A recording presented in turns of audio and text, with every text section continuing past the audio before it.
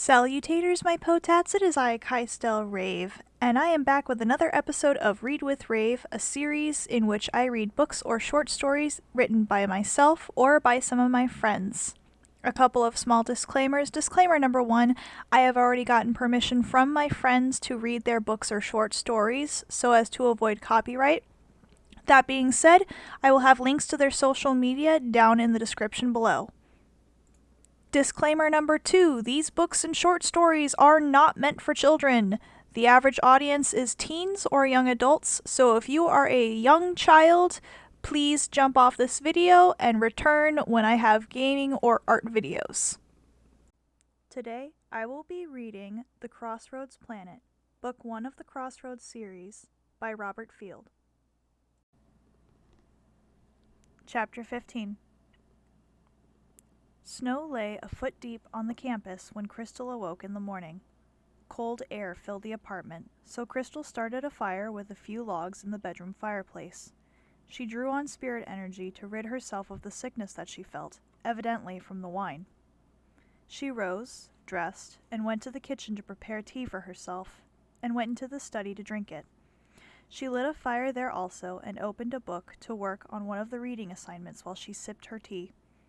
Last night's visitors seemed to have really improved her attitude. Finishing a chapter of the assignment, she tiptoed to the bedroom. Lance was still sleeping soundly. She went into the kitchen and toasted some bread for a light breakfast. She finished it and was just making another cup of tea when there came a knock at the door. It was Ian. "I hope you don't mind me dropping by. I have some news that I thought I would share with you. Is Lance awake?" "No, we had a late night last night, and he's still sleeping." "Well, it's bad news about the government. It seems that there has been a motion to dissolve the current government that has passed the inner council and is expected to also pass the full council. In that event, the current government will tender its resignations but remain to supervise the elections of the new representatives. The process could take months while this process of nomination and election proceeds. During this process, the university has to close, and students return to their home states to cast their votes. Many of the students are of voting age, and absentee ballots will not be allowed for these most crucial elections. Am I making sense so far?" Crystal nodded. "Unfortunately, yes. If all this comes to pass, you will be in a tough situation. The university wishes to keep protecting thee, but Lance may wish to go to his hometown so that he may cast his votes as well. We cannot legally keep him from returning to his home to vote, and we could obviously endanger both your lives by separating you. We cannot guarantee thy complete safety once you are off campus, as we wouldn't be able to provide you with a guard.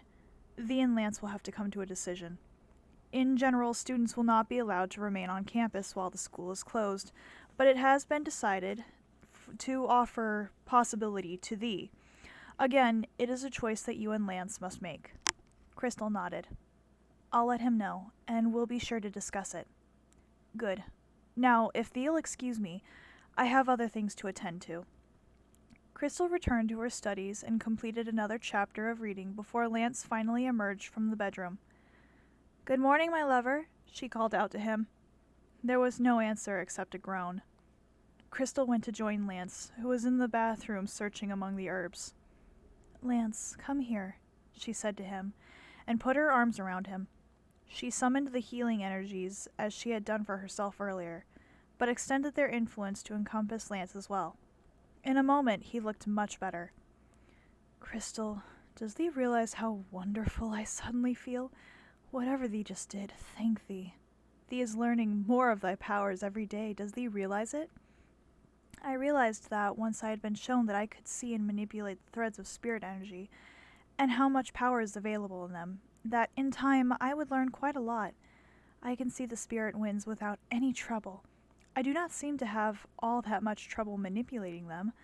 I just do not know or understand all the configurations possible. Some of them I am finding out for myself, and others are being taught to me. Some spells I have developed using elements that I have been taught and recombine them to suit the particular circumstances. In any case, I have been carefully keeping notes on my computer of what I have been taught as well as what I need to have discovered on my own. In the case of the healing, I healed myself by accident a few times, and then on purpose a few times. Today, I extended the range of the healing to include you. Fair enough? My dear, that is more than fair. That is simply splendid. Now, I seem to be hungry, where before the mere thought of food was threatening to make me sick. I hope that you'll be willing to cure my hangovers in the future. Certainly, dearest.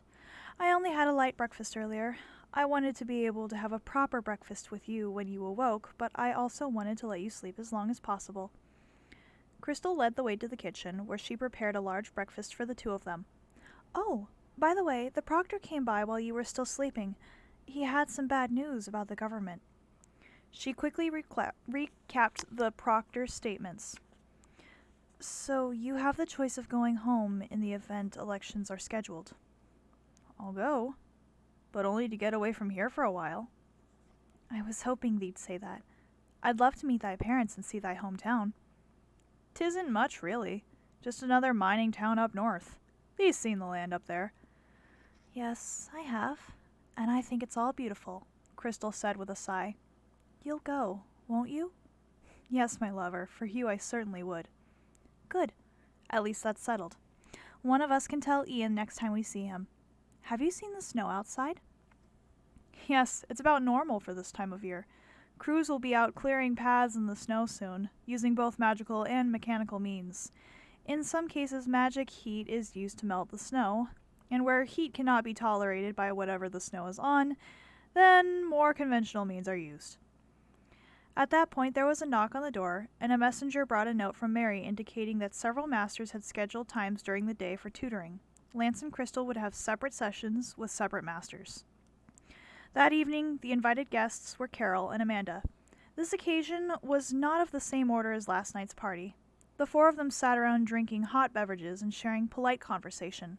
The two guests seemed particularly withdrawn, but they did exchange sly glances at each other periodically.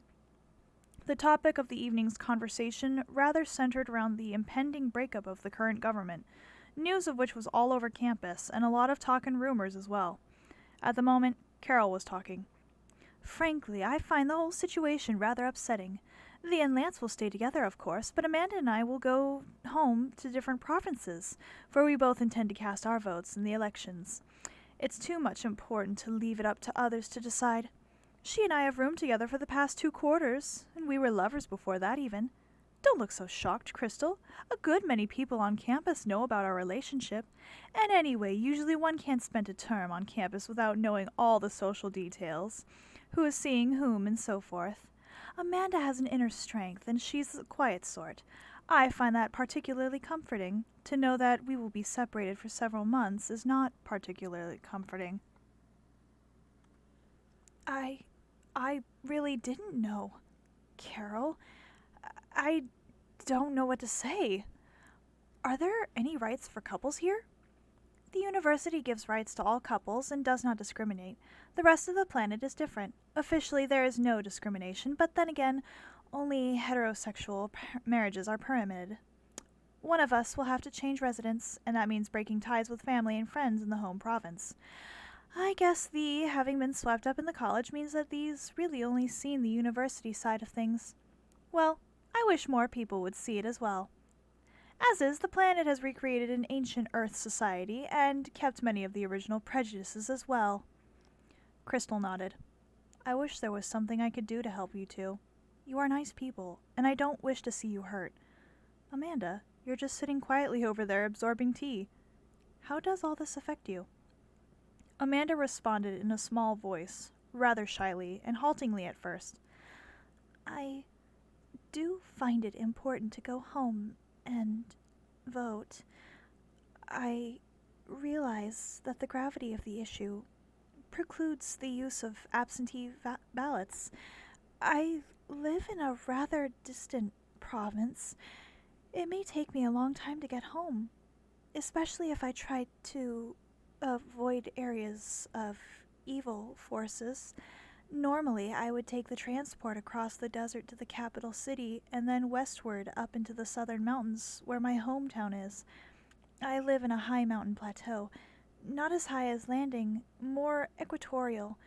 My parents have a large farm there. One of the reasons I wanted to pursue an extended academic career was to get away from the rather unenlightening social scene. Carol and I could never be seen with each other back home. A quiet but unmistakable tone of hurting crept into Amanda's voice. Crystal was moved by Amanda's speech, more so because of its length. She reached out to touch Amanda's shoulder. Amanda, dear, I didn't know. Is there nothing you two can do? Carol spoke. Most probably we will have to endure the separation. I cannot imagine either of us forgoing the chance to vote for new representation. We are not heart-bonded the way you two are, and while same-sex heart-bonding is not unheard of, it is extremely rare. Only when the heart bond may same-sex couples be accorded rights even approaching of that heterosexual marriage couples, even common law marriages. Is that one thing a new government might change? Crystal asked. Well, many things have to change if we're to correct the short-sightedness of those who planned the original government. Many of the current lifestyles suit people here just fine, but some greater individual liberties would probably ease some of the unrest. Crystal nodded. After that, the discussion passed to lighter topics, but the overall mood did not lighten much. Finally, Carol and Amanda bade them goodbye. Crystal hugged and kissed them both, wishing them well. Closing the door behind them, Crystal turned to Lance. My parents set me up with some strict morals and ethics, but I can see that Carol and Amanda ought to have some rights as a couple. They do see something in each other, and isn't that all that matters? Lance looked at her. For the university? Yes. For a number of backwoods hamlets like mine? Probably.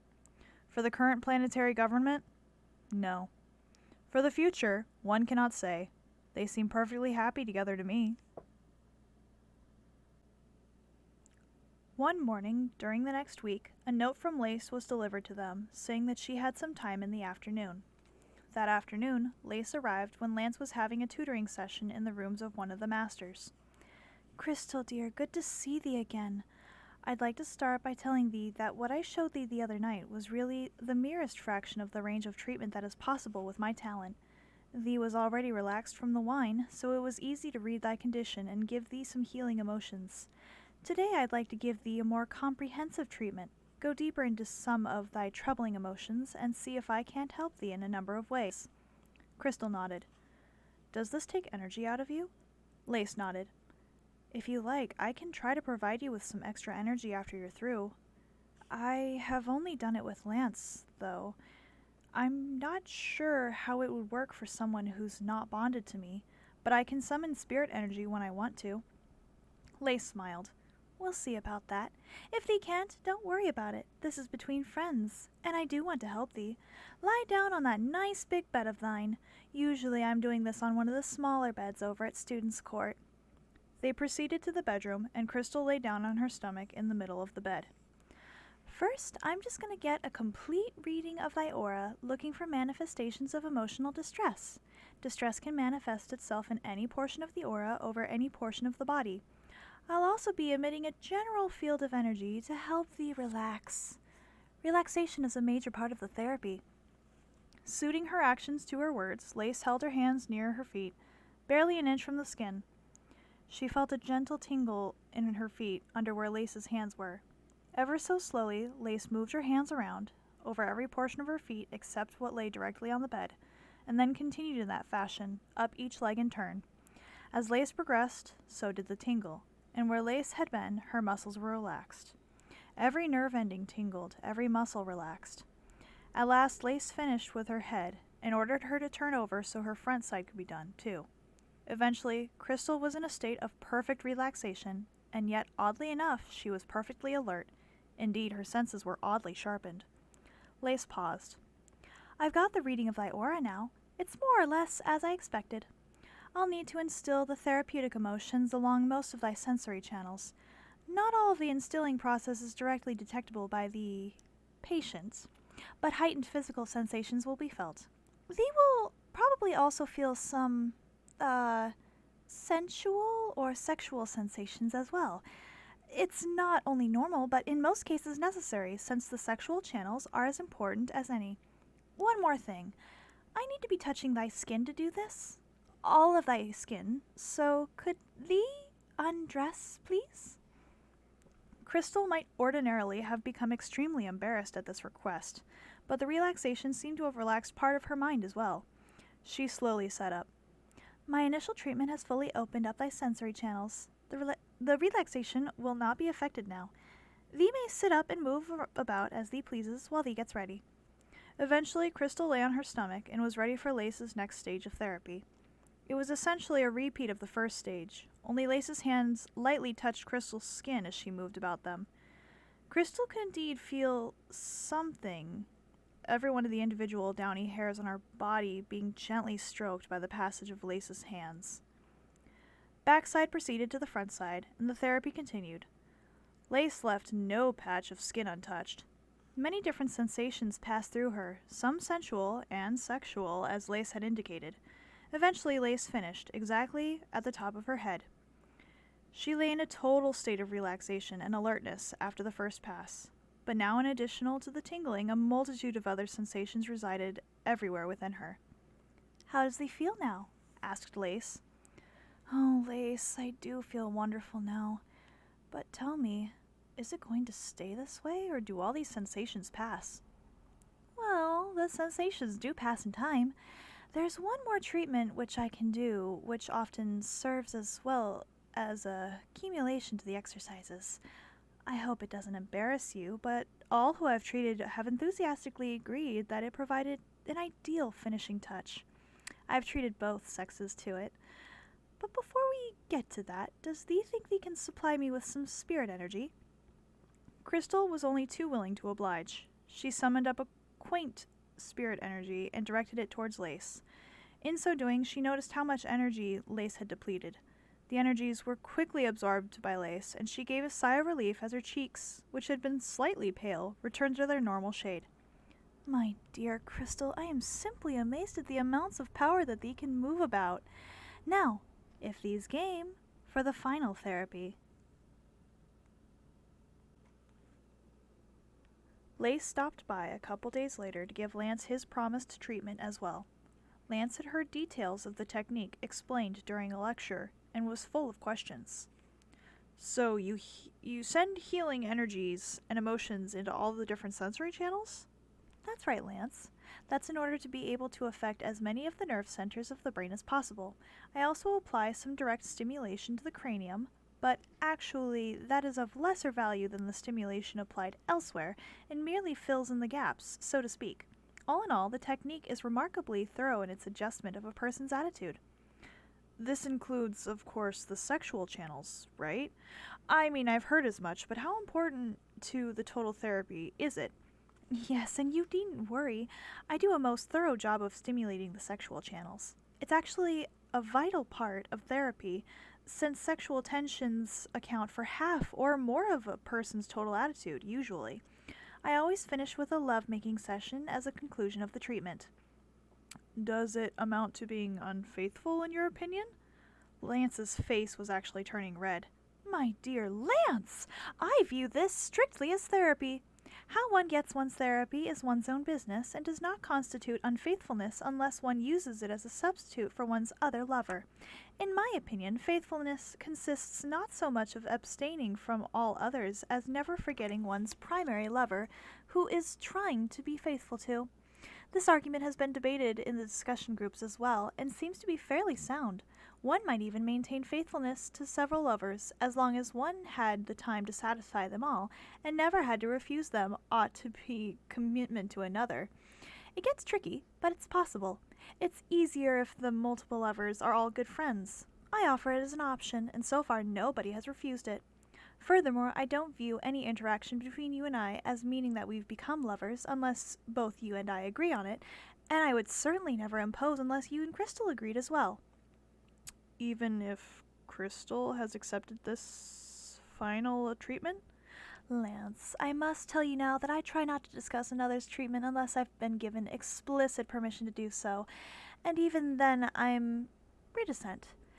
But as I have said that none have refused, certainly I can tell you that Crystal did accept it, and with only a little apprehension, which she quickly dismissed. Now, shall we begin the treatment?"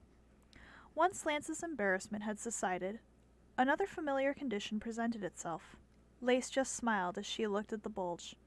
Well, I guess we'll start with you lying on your back.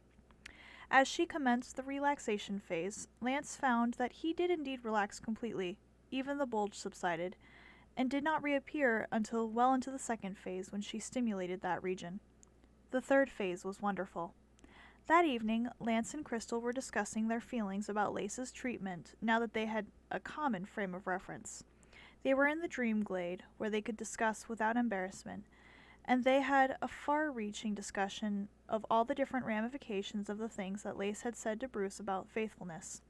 They did agree with each other that they would not hold the other from taking an additional lover, subject to mutual agreement with all parties concerned, but that either of them could be on the giving or receiving end of therapy sessions, and possibly even indulge in the occasional sexual encounter.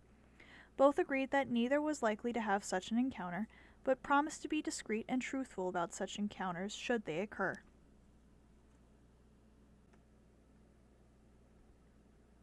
Crystal was sitting on the love seat drinking some tea when the door opened and in stepped Lance, followed immediately by Mistress Merriweather.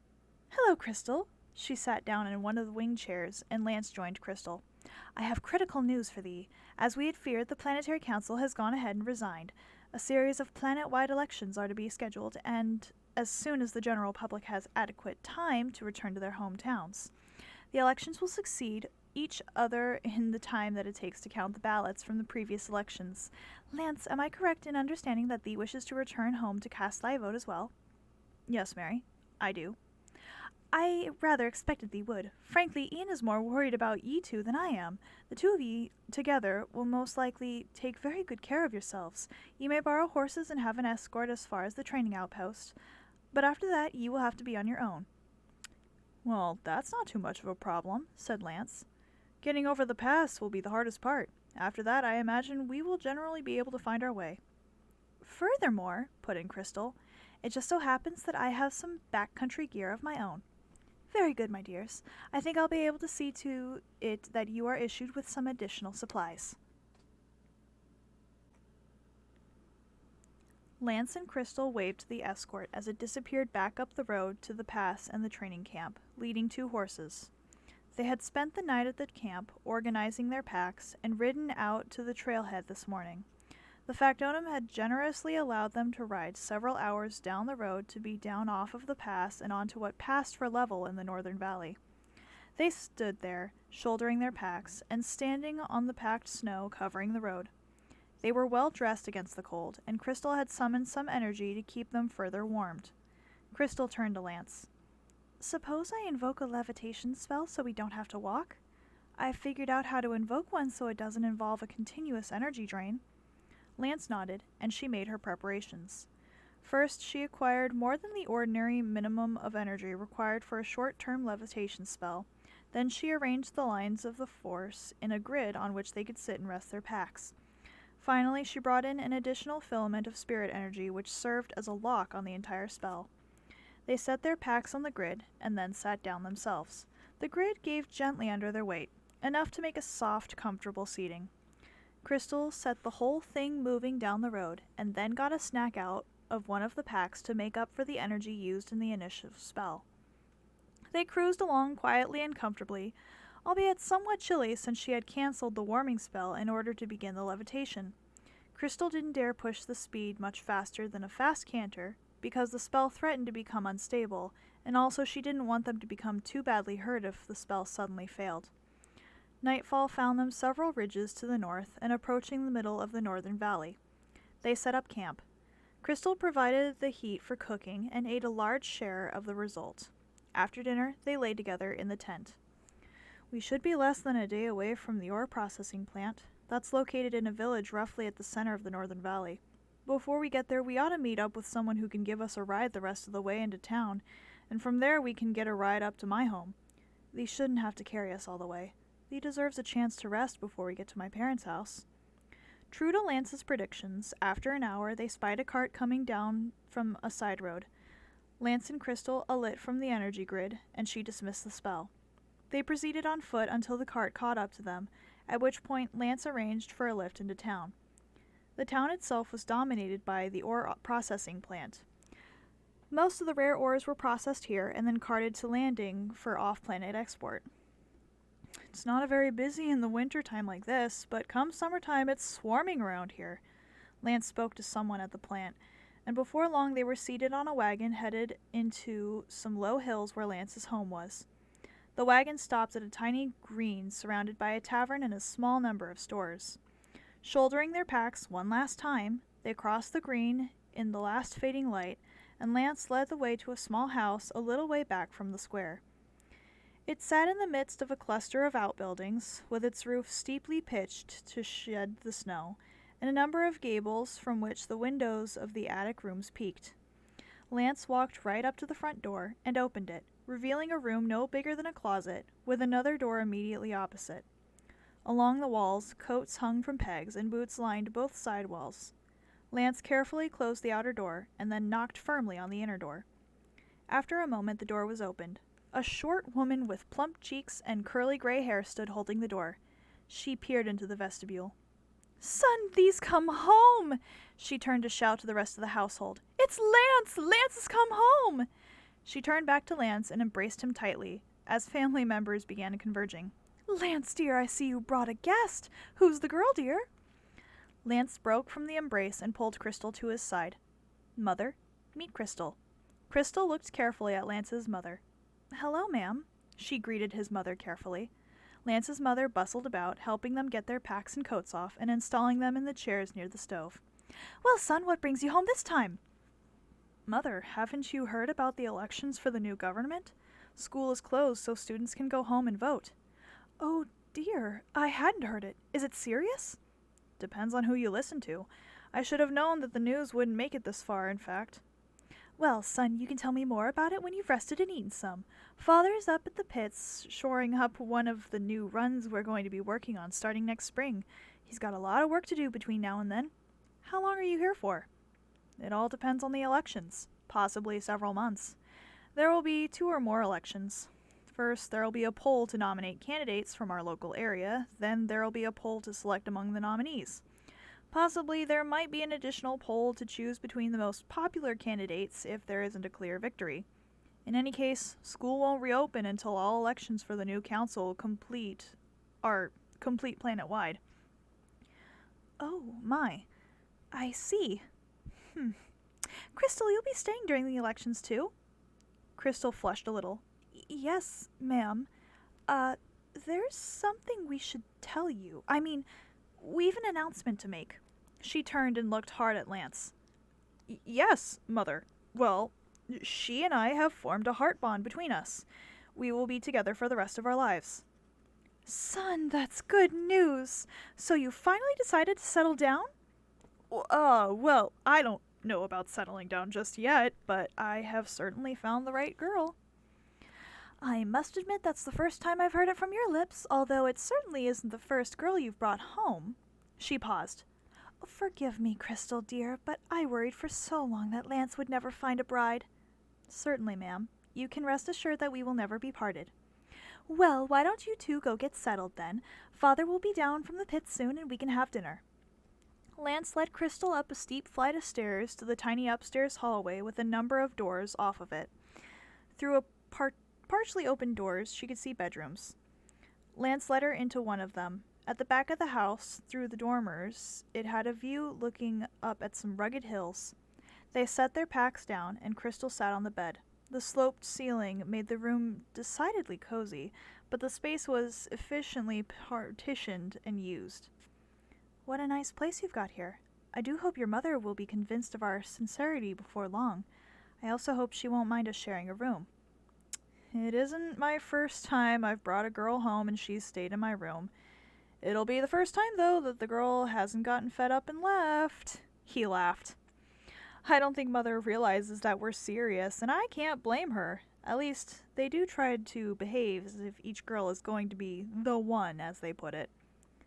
"Maybe a few demonstrations of magic might help." "I don't know. Father has some minor talent that helps him stay safe in the mines, but I'm not too sure how Mother'd take it. She thought I was going to university to become a healer. She accepted my going to the College of Magic simply because that's where healers get their training. I'll have to tell her that since I've met you, my major has changed and I'll be studying Mandarin after all. Well, don't keep your parents in the dark for too long. One thing my parents taught me, and with which I concur, is that withholding the truth to a loved one is as bad or worse than an outright lie, especially if the news might be hard to accept or be bad news. I don't think that it's bad news, but they might, and need time to accept it and to realize that it really is quite good news. However, I think you're safer putting off telling them until, say, tomorrow at dinner. The first evening after travel, one can be expected to be tired and consequently not as talkative. I'll remember that. Is that more of the trader's way thy father wanted you to adopt? Partly, and partly common sense as well, though I've learned how rare common sense can actually be. Dinner was rather mixed between noise and quiet. Lance's siblings, of which there seemed to be quite a number, were all talking noisily, but his parents were rather quiet, as were Lance and Crystal. Not much of substance was said, and after dinner they quickly retired for the evening.